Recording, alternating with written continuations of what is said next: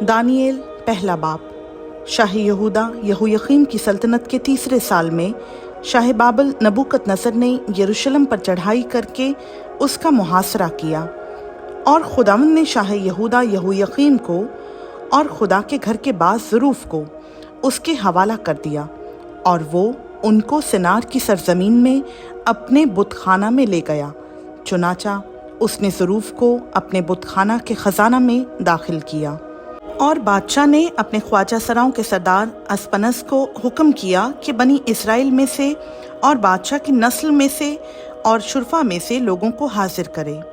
वो बेऐब जवान बल्कि खूबसूरत और हिकमत में माहिर और हर तरह से दानिश्वर और साहिब इल्म हों, जिनमें ये लियाकत हो कि शाही कसर में खड़े रहें, और वो उनको कस्तियों के इल्म और उनकी ज़ुबान की तालीम दे।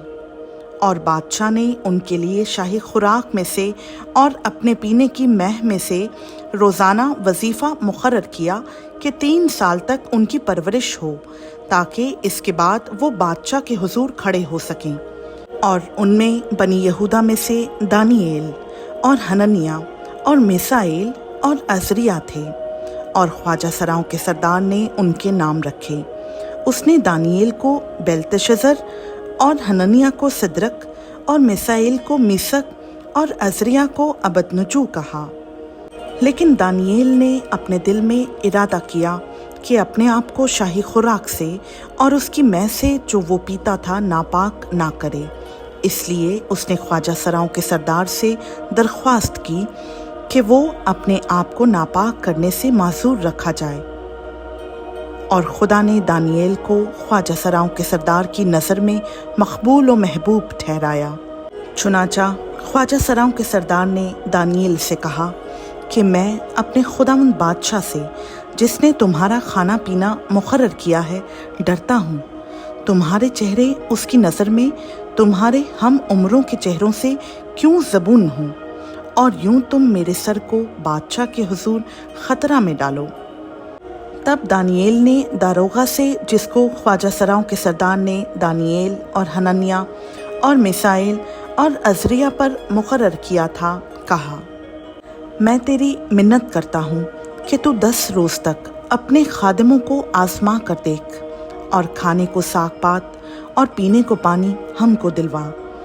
तब हमारे चेहरे और उन जवानों के चेहरे जो शाही खाने खाते हैं तेरे हुजूर देखे जाएं। फिर अपने खादिमों से जो तू मुनासिब समझे सो कर। चुनाचा उसने उनकी ये बात कबूल की और 10 रोज़ तक उनको आजमाया, और 10 रोज़ के बाद उनके चेहरों पर उन सब जवानों के चेहरों की निस्बत जो शाही खाना खाते थे ज़्यादा रौनक और ताजगी नजर आई। तब दारोगा ने उनकी खुराक और मैह को जो उनके लिए मुकर्रर थी मौकूफ़ किया और उनको साग पात खाने को दिया।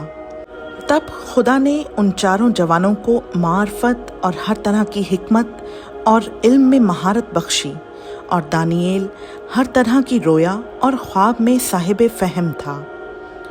और जब वो दिन गुजर गए जिनके बाद बादशाह के फरमान के मुताबिक उनको हाजिर होना था, तो ख्वाजा सराओं का सरदार उनको नबूकदनेस्सर के हुजूर ले गया, और बादशाह ने उनसे गुफ्तगू की, और उनमें से दानिएल और हननिया और मिसाएल और अज़रिया की मानंद कोई ना था।